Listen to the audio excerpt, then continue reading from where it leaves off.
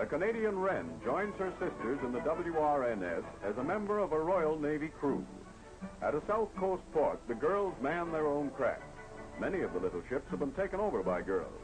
Their job is to ferry personnel from the quayside to the ships at anchorage.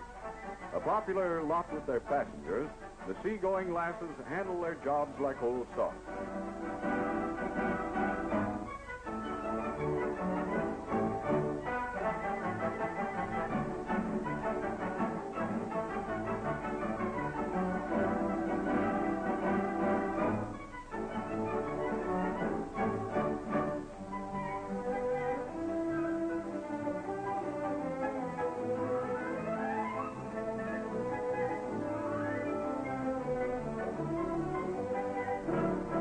At the wheel of the floating taxi, life sails smoothly by.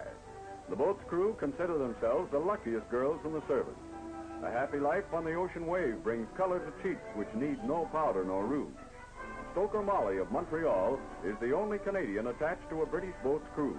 Oh, for the life of a sailor.